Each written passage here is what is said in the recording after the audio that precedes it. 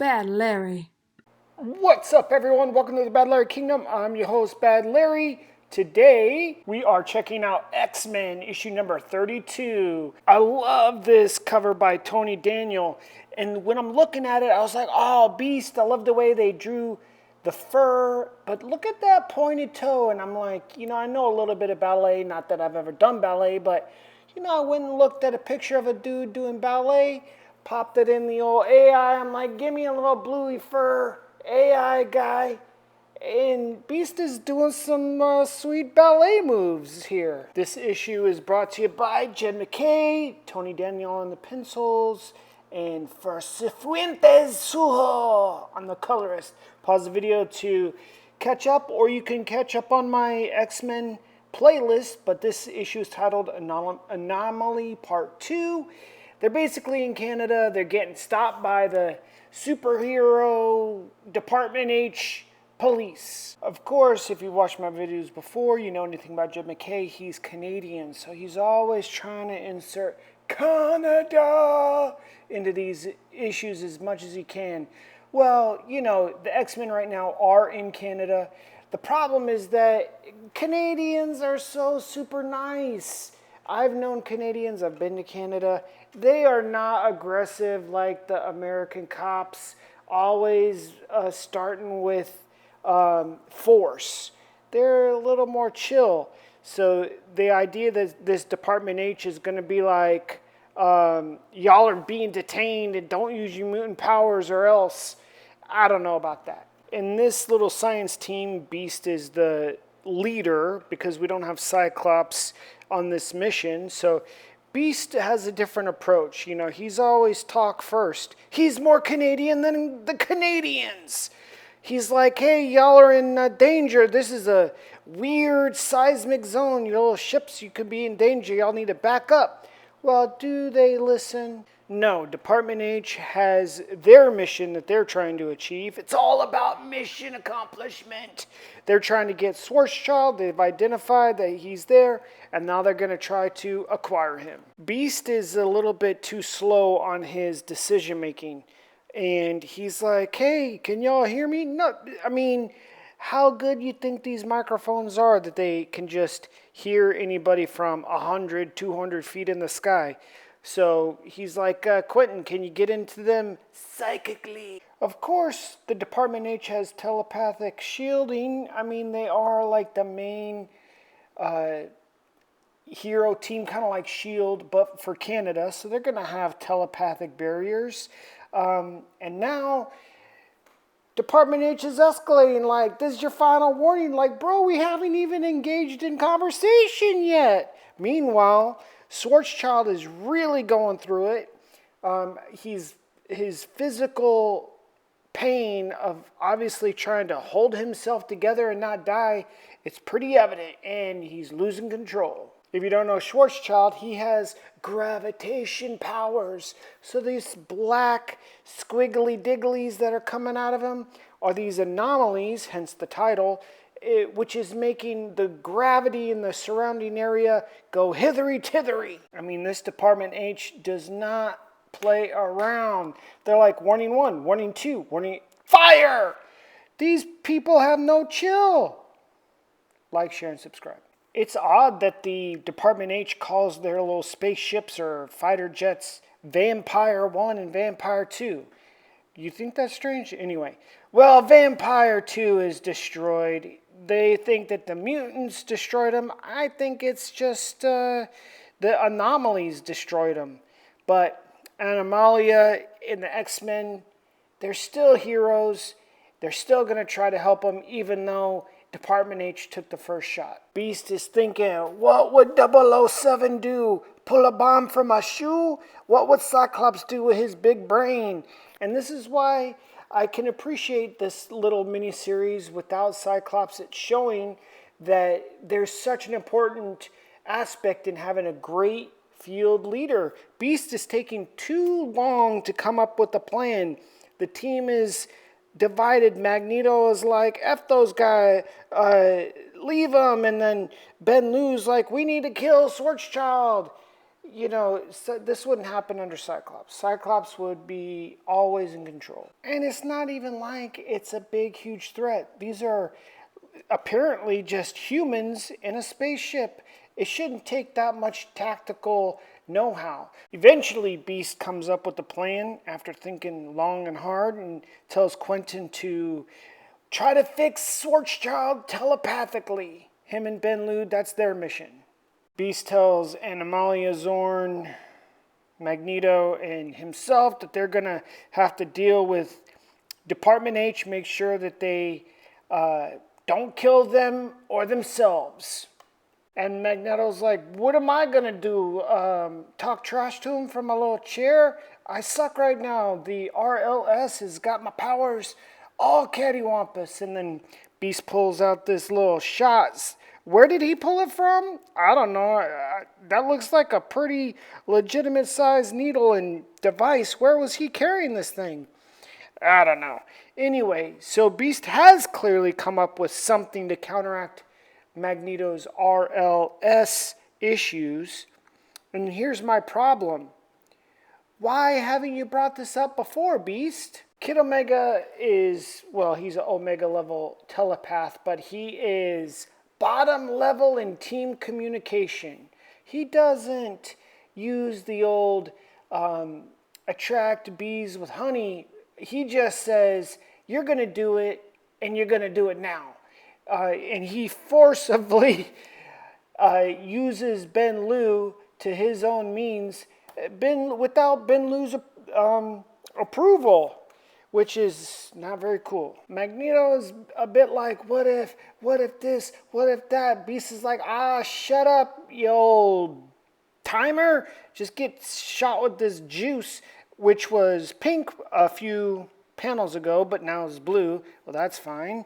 And we'll get you tip-top shape. It's not very scientific of a method to administer the first trial while in battle, while in the field, to see if this concoction is actually going to be effective on Magneto. But apparently Beast is so smart, he doesn't need no trials. He doesn't need to see if it's going to work. He just knows it's going to work. And it does. If I was Magneto, I would be kind of pissed at Beast, like, why have you been holding this back from me for so long? I could have been walking around like myself, but you've just been letting me roll around or float around in this hover chair, not able to be myself. And if anyone loves being a mutant more than anybody, that's Magneto. He loves his powers. He loves being Magneto. He hates his disease. But I think his maturity level acknowledges, hey, I'm back in the game. He puts his helmet back on, literally like a football player who just got that steroid shot in the locker room and needs his team to go out and score that last touchdown. Is Kid Omega committing a hate crime by psychically kidnapping Ben Lou? Because, Ben Lou is one of the June celebration flag month people, which is fine. He could do whatever he wants. But psychically kidnapping a person of that coalition, is that a hate crime? No, it's not a hate crime because Ben Lou decided to put on that jacket with that X-Man logo on it. Once you're on the team, then you're going to have to subject yourself. You kind of like if you're in the military, you have to get those shots. Maybe you don't want to get the shots. Like I got shot up with some anthrax shots when I was in the Marines. Did I want to get those shots? No, I did not want to get those shots. But I had to get those shots because I was the property of the military at the time. So, one of the things when you're on this type of team, sometimes you got to take one for the team. The one thing I like about Jed MacKay's writing is that he does point out some nuances that we often overlook. For example, Zorn, he has a black hole for a head. This helmet is controlling that power, just like Cyclops' visor controls his powerful optic beam. But that helmet has no nose hole, and he can't smell nothing. Imagine what life would be without being able to smell anything. That'd be wild. Beast is pretty strong, able to move this huge door out of the way, but I like that part. You know, we often see Beast with the glasses and the lab coat, but here, no glasses, no lab coat, you're just getting raw power. And this is my favorite version of Beast. The lab coat Beast should be like 1 out of 10 episodes, and we should be seeing this version of Beast most of the time. And Beast is like, hey, we're the X-Men, we're here to save you. And dude has the audacity to point a gun at me? Man, get this gun out of my face. Beast is like, y'all need to back down, we got Magneto. And this dude has the audacity to say, oh, we gotta follow on Magneto, he sucks now. Oh, how embarrassing. All your business is out there on the street.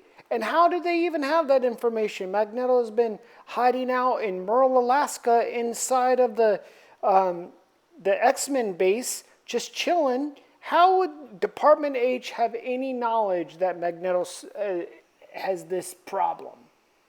Well, as you can tell, Magneto ain't got no problems as of right now.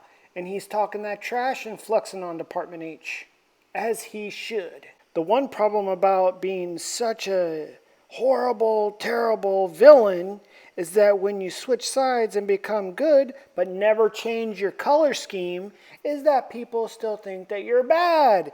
And you still got the same helmet, the same purple colors, and you're still seeming to do the same stuff, but now we're just supposed to believe that you're good now? I mean, you know, to be fair, he is trying to help save these idiots. I don't know if they can hear you, Magneto. Either way, he's still talking that trash, saying, I'm back, I could crush you like a freaking bug beneath my foot. But I am a merciful God, and I shall save thee. Beast is de-escalate, de-escalate, de-escalate. The Department H dude still got the gun, like, oh, you care about humans now? When did the X-Men ever show that they stopped caring about humans? Even when they were in Krakoa, they were still not trying to take over the world. They had all the most powerful, every mutant in one location. They could have taken over the world, but they didn't. So why would this dude think that they would stop caring about humans? ANOMALY changes back to more of a human-looking form to continue the de-escalation. It's a pretty nice gesture. Even though this isn't a physical victory, it is still a victory for the X-Men. De-escalation. Jen kind of gets her first win by taking the lead and getting this dude to calm down and accept the X-Men's help. And Zorn is about to heal everybody up from their injuries. Victory for the X-Men, morally speaking. The helmet is off. I guess that's so he can connect telepathically to Kid Omega, or he just needs to get that mask off to let everyone see he got that sweet hairdo. Either way, the anomalies that are emitting from Schwarzschild are getting worse. Kid Omega and Ben Liu better get to work. So Beast Team has basically solved their mission. Now it's up to Kid Omega and Ben Liu to figure out what's going on with Schwarzschild's brain and if and what they can do to fix it. Well, this is Schwarzschild's brain, and it's got some Looney Tune looking booby traps on his brain that was placed there by Cassandra Nova and the 3K organization that turned Schwarzschild, as well as Ben Liu, from adult humans into mutants or mutates. But Kid Omega and Ben have sort of a big deal to try to defuse all of these Looney Tune looking time bombs on Schwarzschild's brain before Schwarzschild blows up and destroys everything in the general area with his powers. Next issue, X-Men 33, which will probably be Anomaly Part 3. Hopefully it'll be also the conclusion of this little 3-part miniseries. This cover looks pretty sick. Magneto doing the Neo Matrix, stopping the bullets, This is a super sick cover by Tony Daniel. Why'd I give the story an A? Well, I like the maturation of Jen Starkey, Anomaly, getting her first kind of win in the field by de-escalating a major situation. I like the fact that Beast kind of had to force himself to be a field leader, which is, not in his nature. He's a science leader. I like seeing Magneto do his thing again. I mean, that's what we all like to see. So that was pretty cool. I like how it was executed. The art was excellent. Tony Daniel did a great job. There's so many stories. It's tough to try, with the X-Men, being around from 1963. You're talking however many years, what is it, 80 years almost of X-Men, and trying to come up with new and interesting stories. That's tough. I think Jed MacKay is doing a great job, but let me know what you think down in the comments below. Hit the like button, subscribe. I'll see you real soon. Peace.